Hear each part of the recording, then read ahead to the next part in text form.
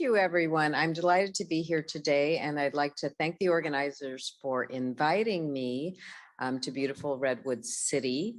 And it's been great to meet and re-meet many of you during this wonderful weekend. So my topic is from defining health disparities to improving health equity in cystic fibrosis. And really, I want to talk about how, in spite of the great advances we've had in diagnosis and therapy, we're actually widening health disparities through those advances. And we have to really be sure that policy and practice must advance so that every person with CF has a fair and just opportunity to attain their highest level of health. And everyone in this room can do this because regardless of whether you're a scientist, a clinician, a parent of a person with CF, or another member of this community, you have a voice and you can advocate. And we heard some wonderful advocacy last night from Ray. So I'm going to start with the positionality statement. I think this is important. On the left-hand side of this slide, there is a wheel of privilege and power. This is from Canada. I use it intentionally because this exists throughout the world. So I am a person who is a US citizen, whose parents were US citizens. I am not from an indigenous culture. I have white skin color. I am a cisgender heterosexual person. I went to college. Both my parents went to college. 2 of my 4 grandparents went to college. 3 of my 4 grandparents were born in the United States of America. So I have oozes. I have so much unearned privilege. I walk through the world easily. And one of the things that we have to recognize in the United States and in other cultures that are European, particularly Northern European, or their colonies, we have this perspective that white is normal and that everything else is different. And even the history of a lot of diversity efforts, a lot of school efforts has been to make people from different cultures whiter because white is assumed to be the healthiest and the best. And so as we talk about disparities, it's really important to note how whiteness and white culture has not only neglected people from different backgrounds, but actually increased disparity, stress, and social injustice in communities. I'm showing this. This is a art display from a few years ago called Witness Whiteness, which was really focused on this. And the artist who put this together is a Latina lesbian who's also my sister-in-law. So the arts can tell us a lot. I'm going to start with definitions, language, and historical context, because anytime I come into a room, I don't know where everyone is. I want to do some level setting. And so you've probably seen a version of this cartoon before. Equality is this: we treat everyone the same. Equity is we give everyone the opportunity to have the same perspective. Reality is that not everyone has the same power, privilege, or ability to do the same thing in the same way, even if you're striving for only equality. And liberation is giving people freedom to be as well as they can be, to manifest themselves in the world and be their best person. Health disparities are defined as differences in health among population groups. This is an epidemiologic term saying that these people are sicker or more well than those people. Inequity are health disparities that are unfair or stem from injustice. And we're going to talk about a lot of those today. In the much of the literature I'm going to cite, the term minority is used, and you have heard this: racial and ethnic minority. I want to be very careful in how that's portrayed, because in some of these slides, I do cite literature the way it's written. Minority in an appropriate context is a mathematical construct. So it's less than half of the whole. You know, you all did math in school.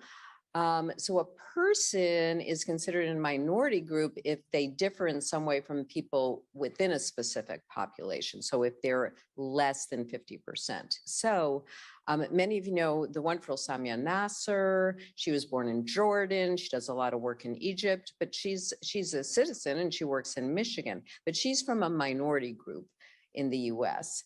If I go to the Middle East, which I was supposed to in 2020, but then this thing happened, I would be a minority. So, but people do use this also to say like, oh, that was just a minor problem. Like it's not important. We don't want to use it that way when we're talking about disparities.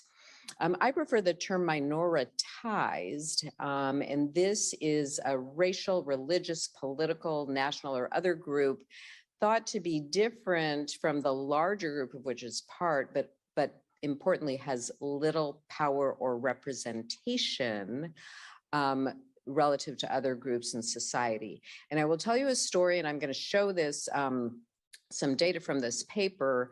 A few years ago, Megan McGarry and I put a paper into Pediatric Pulmonology, and we used this word in the title, and the reviewers were just beside themselves. And it was clear that they weren't going to allow it. So we changed it to minority. And then I became editor-in-chief of the journal, so we can use language the way it means. It's a lot of work, but it was worth it. So race and ethnicity, you've heard this before. These are social constructs. They have no biological meaning. Race was made up politically to categorize people so that there could be enslavement and classes that benefited those with the most power and privilege. It has, and this is a citation from Dorothy Roberts, who's a critical race theory scholar, staggering biological consequences because of the impact of social inequality on people's health. Now, ethnicity is defined by shared cultural heritage, sometimes ancestry, language, or religion, but it also is not to be constructed as a biological difference. And furthermore, if you start reading literature from around the world, the way people define these things is wildly different. There is, however, this concept of ancestry and genetic variation, which is, it's actually still socially constructed. But if you remember that humans first emerged in Africa, and then they immigrated to different places, sometimes in relatively small groups, there is genetic variation around the world that is not something that you can look at by race, but you can use ancestral genetic markers, which are a spectrum, and you see differences in gene variants. And that's true both for gene variants that cause no disease and those that cause disease. So if you look at this map of the world, it gives higher to lower prevalences of cystic fibrosis, but you have to recognize that all of these areas in gray, nobody knows. There's usually no sweat testing available. Many of these are low and middle income countries where public health dollars go into sanitation, vaccinations, and there's not a large healthcare system. So we don't actually know this, but it's important in the context of some of the information that I'm going to present. Another big controversy is how and why to use concepts of race and ethnicity in research at all. And so years ago, the Institute of Medicine, which is now the National Academy of Medicine, recommended collecting race and ethnicity to identify needed improvements in healthcare. Think about that as we go along. And it measures representation in research too, which crosses, cultures, and there are some genetics that get in there, but not because race is genetic. So that is the standard in the United States that's actually being more enforced, particularly in, for example, FDA clinical trials. But in some countries, it's actually forbidden to collect these data. So when we do international clinical trials in cystic fibrosis, we have missing data because of the country law. It's also important to note the long history of race-based medicine and abuse of people in the healthcare system in medicine, particularly in the United States. So these are some quotes from Dorothy Roberts again, that medical students have been taught to take the patient's race into account. So think about what Ray said last night. Think about people who've been told it's not very likely because you're Black, or because you're South Asian.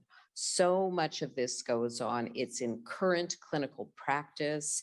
And there was a study done just a couple of years ago where medical students actually, a high proportion of them believe that Black people have thicker skin and don't feel pain as easily.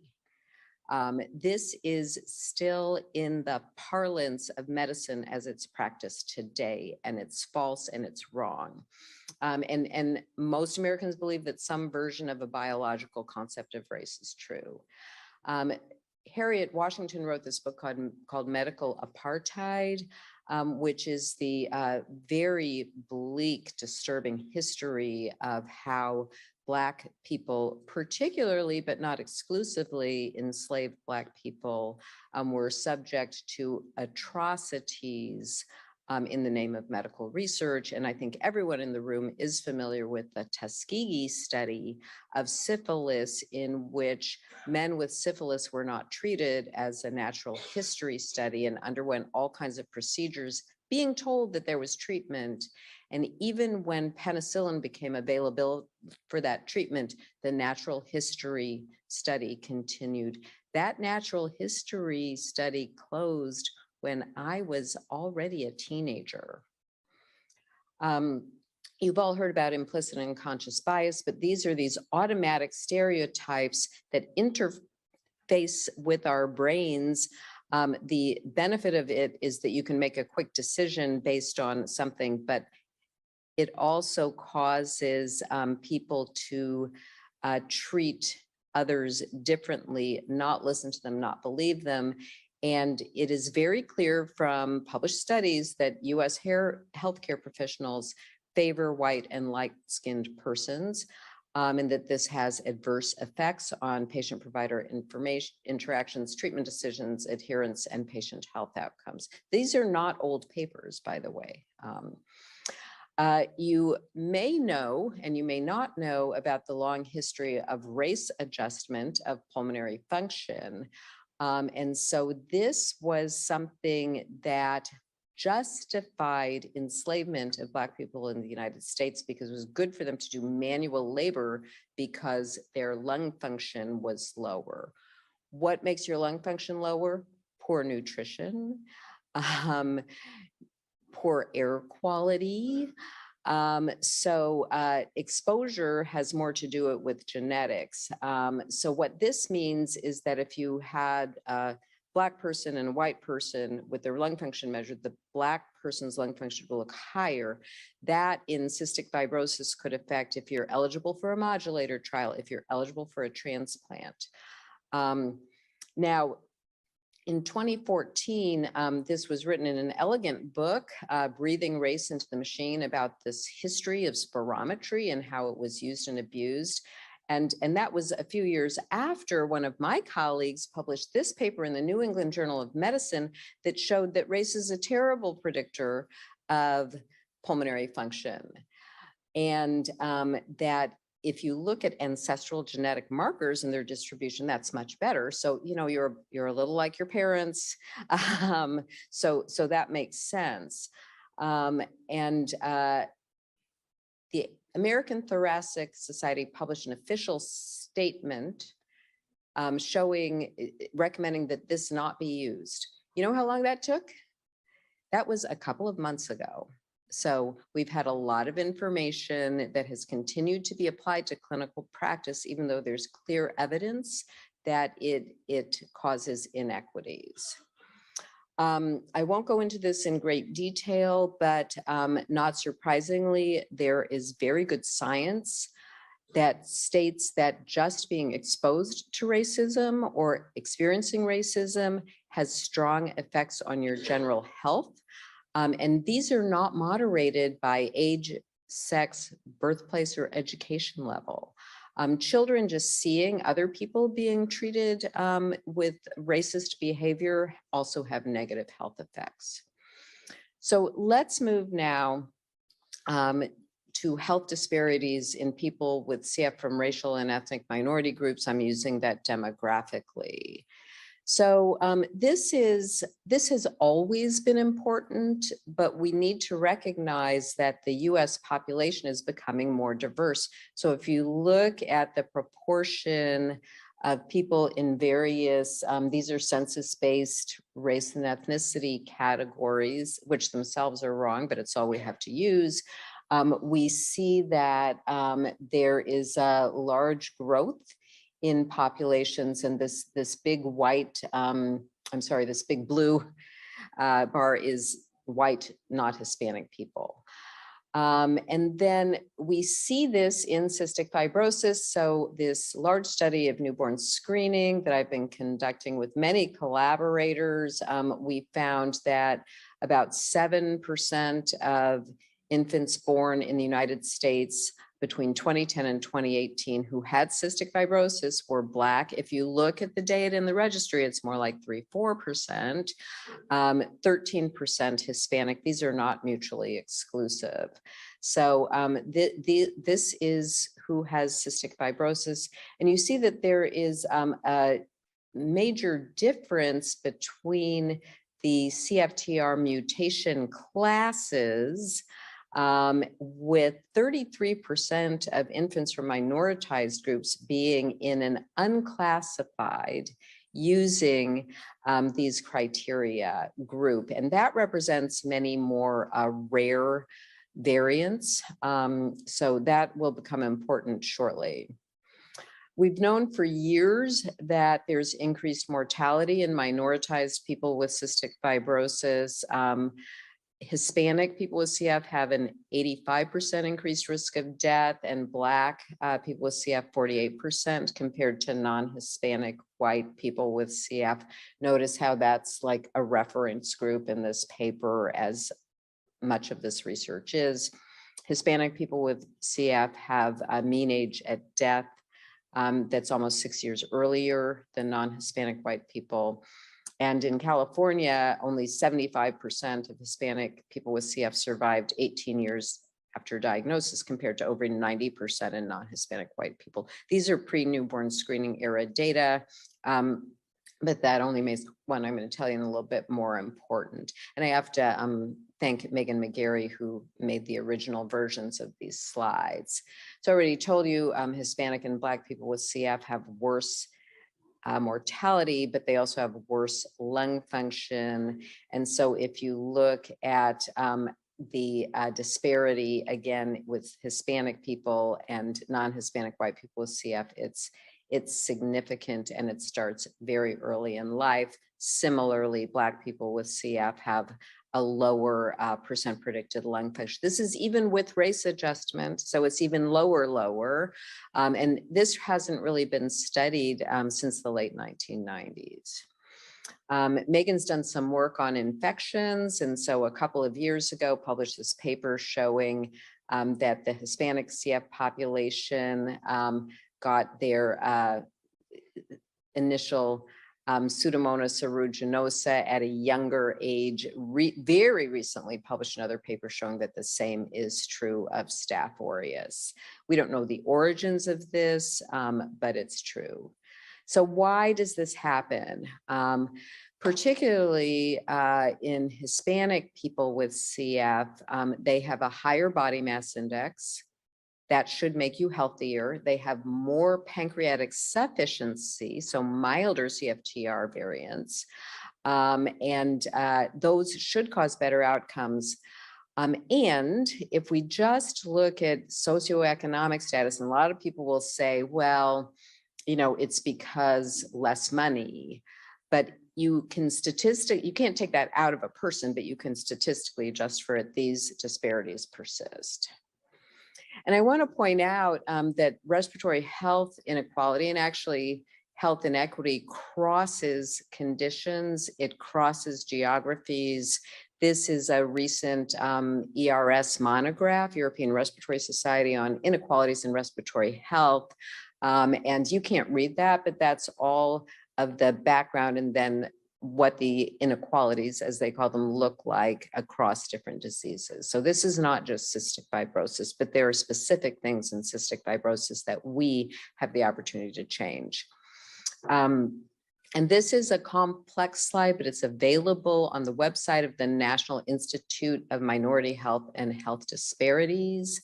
And so it talks about biologic, behavioral, physical, sociocultural, and healthcare system influences on health, and then the levels of influence, individual, interpersonal, community, and societal. We overly blame people, individuals, or in family units on their poor health outcomes. That is the framework of a lot of medical visits. And until we look at this more contextually, we will not be able to overcome health inequities. So now I'm going to get to really the major topic of this talk, which is how our biggest advances in CF diagnosis and treatment increases health disparities. And I am in favor of and conducted research on and helped to implement things like CFTR modulators, the advent of newborn screening. And I would propose that the health benefits that we've seen in the CF community over the past 10 years are due to those two things. But there is a widening gap.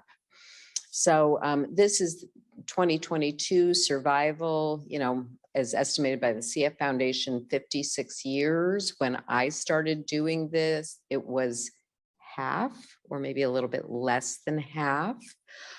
So that's, woo, and it is, it's good news, but, oh, and this slide was shown earlier by an earlier speaker, but pointing out that we actually made a lot of progress before modulators. That just caused an inflection point. And I think as kids can start on these disease modifying therapies earlier, we will see even more and more. But these breakthroughs are associated with inequities. And I'm going to start with modulator therapies and then go to newborn screening. So you guys remember this guy on the left? I liked him. He was from my state.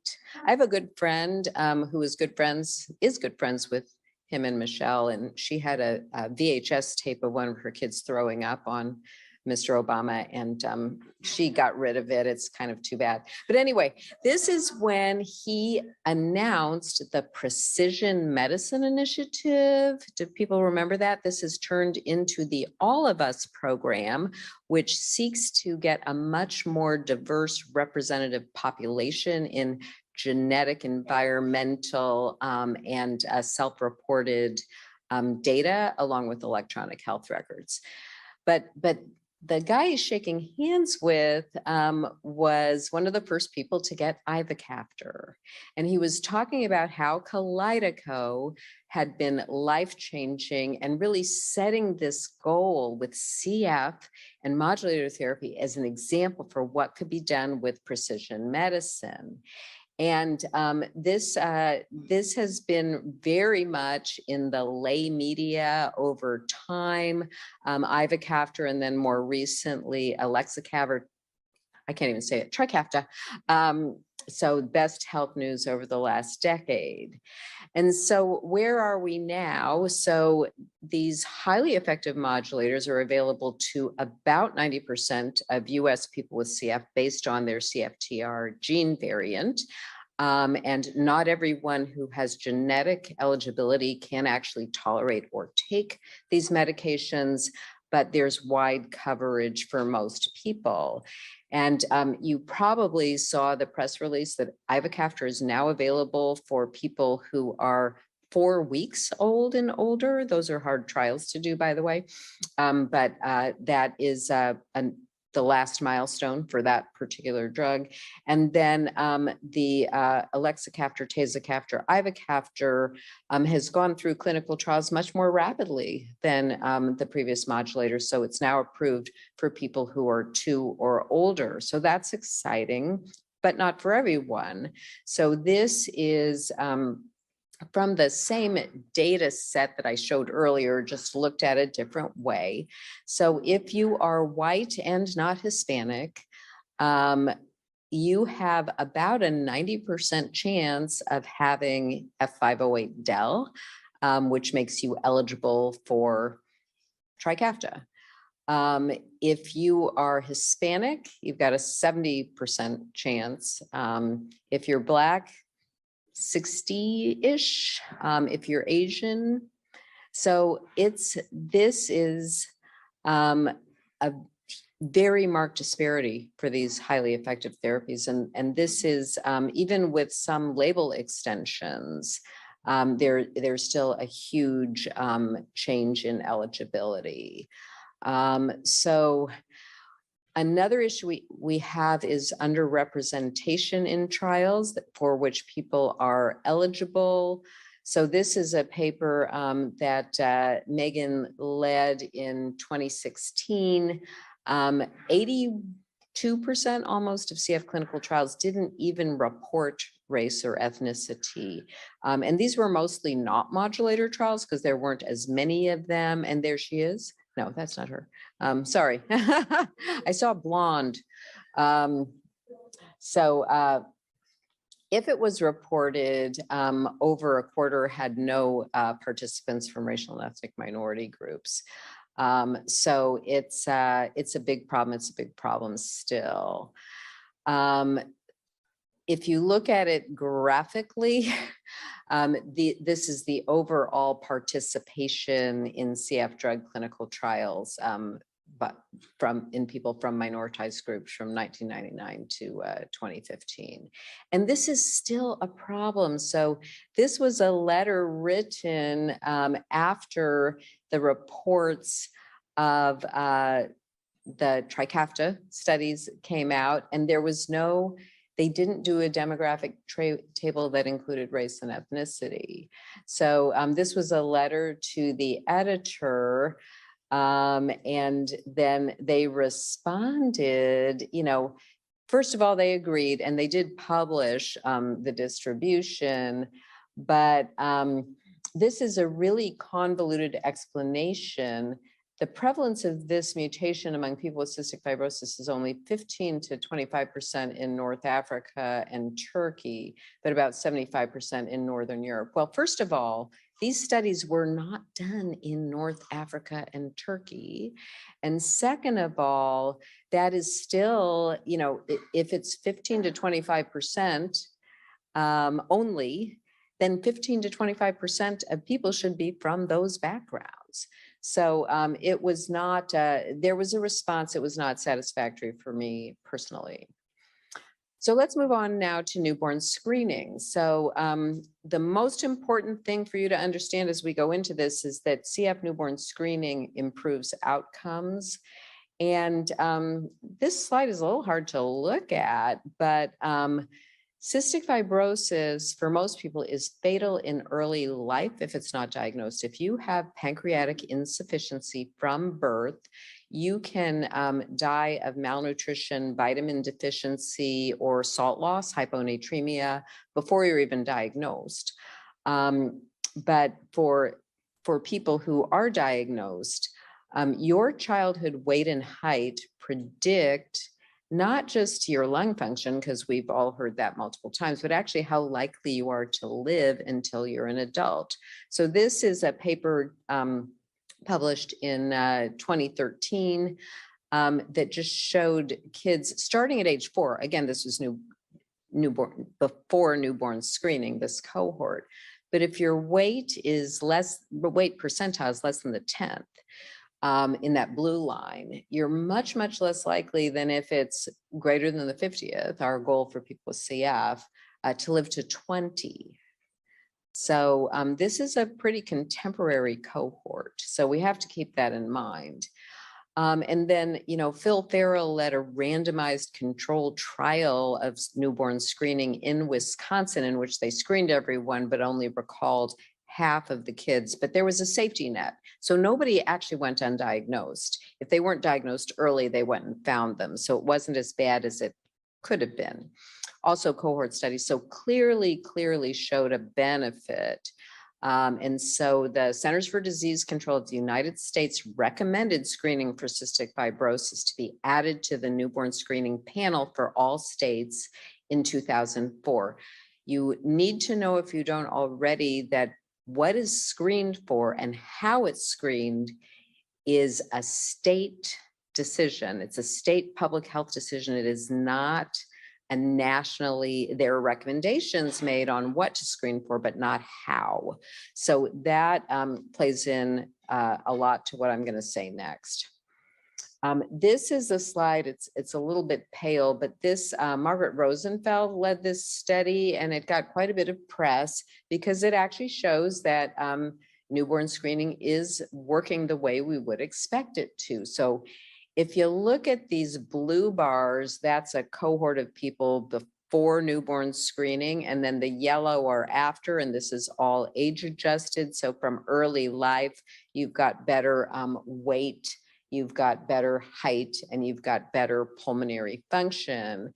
And you'll note on this bottom panel, if you look at that graph, and the colors aren't projecting all that well, but the lung function is actually about the same when it's first measured in the early years of life, but then the newborn screening group is better than the not screened group. And this is because you have lung disease that's silent, that doesn't play out in your lung function until later.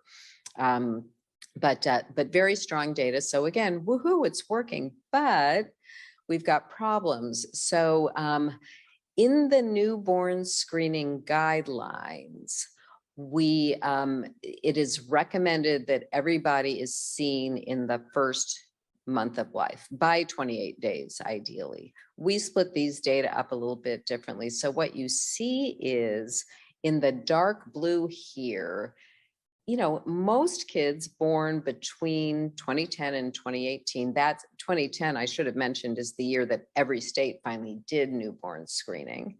So it took a while for everyone to get on board and get their programs organized. But so most did, but look at that very long tail and how many kids are diagnosed after 30 days, 40 days, 60 days, and even on into the first 2 years of life. So many kids are not benefiting. Now, if you look at the distribution of when someone is first seen for testing or clinical evaluation or both after, well, I can't say after positive newborn screening because the way the registry is set up, there's a little fuzziness, but since we started newborn screening, kids who are not Hispanic and white are seen at a median age of less than 20 days.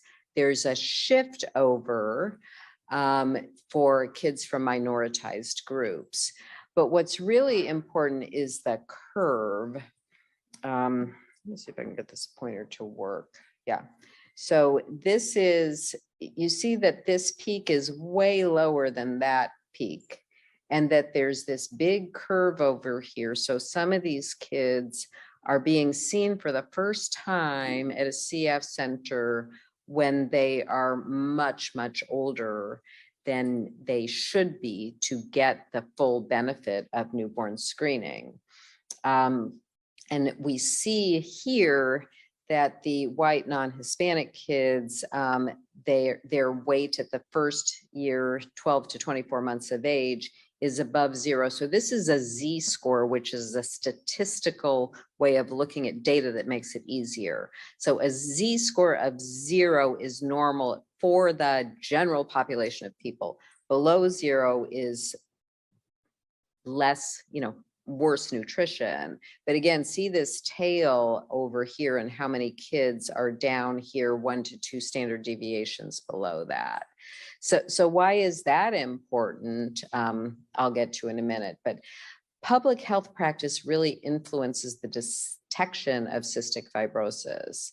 So when you have fewer CFTR variants analyzed on a newborn screening panel, and all states now use some form of genetic testing in newborn screening, you're going to detect fewer people from minoritized populations. So this is a study that Megan again led, where we looked at all the people in the CF registry by their reported race and ethnicity.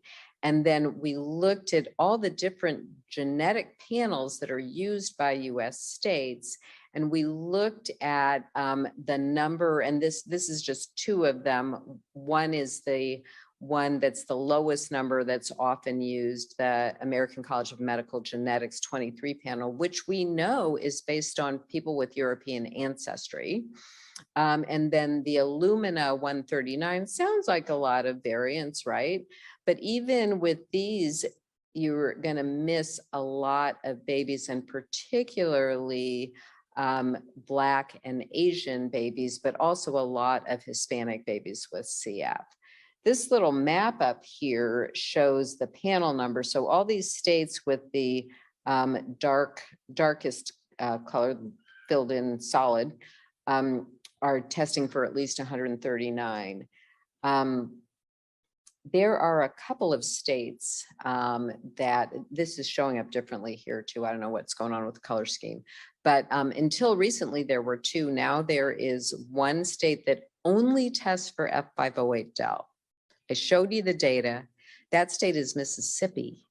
They have one of the largest percentage of Black people in the state of Mississippi in the United States. They only test for that gene variant. Now, this is compounded by diagnostic bias. And Ray told you her story of diagnostic bias last night. And this is just something from an infographic that I'm going to show you in a minute about the fact that we have so much delay. But cystic fibrosis has been seen as a white person's disease. How this evolved, I think, just had to do with language most common in people of Northern European ancestry, because Dorothy Anderson, who first reported cystic fibrosis, pointed out that it occurred in people from all races and geographies. That's the way that she did it. But here we see Michelle and Terry Wright. Many of you know them. They founded the National Organization of African Americans with Cystic Fibrosis. They have been on the road talking about this. But families get this, and we did some work through the CF Foundation, through NOAASF, and these are just some quotes, some of them a little bit altered to not, tell other people's stories, but I was told my child's CF was impossible because I'm Puerto Rican and my husband is Black. I was told my child did not have CF based on a negative newborn screening test, even though his brother has CF. I was accused of not feeding my child with failure to thrive. No one was listening to me. This happens. Our community has suffered from this. In terms of some other whys, in addition to the nutritional issues, babies who are diagnosed later with CF, this is a median of 47 days. So it's like under 7 weeks. They're much more likely to be hospitalized with a pulmonary exacerbation in the first year of life. Early lung disease is something else that has a health trajectory that's negative, and this can be prevented by starting therapy early. So how do we make this better? This is a quote from Ibram X. Kendi, scholar at the University of Pennsylvania now. Racial inequity is a problem of bad policy, not bad people. And so how do we reduce the gap in highly effective therapies? Well, we need to have disease modifying therapies for everyone. Even with better representation, even with testing rare gene variants, there are people who are going to not make a CFTR protein. If you have no protein, you can't be modulated. So genetic therapies, but also ion channel therapies. We studied these before there were modulators, kind of fizzled off, didn't get a good one, but there are lots of things that can be done. And then this concept of CFTR scaffolding in improving the protein structure without a modulator type of therapy. So they're gene variant agnostic. I can't explain that to you. I've just read about it and it's very cool. The other thing we need to do is we need to be sure that we are giving people good health care and to improve the trustworthiness of healthcare. And this is foundational to giving every person the best care that they can get now, regardless of what treatments we have, and also something needed if we are ever going to be able to have full engagement of a representative population in clinical trials. I already showed you Harriet Washington's book, but this paper was by a couple of health equity researchers at Johns Hopkins.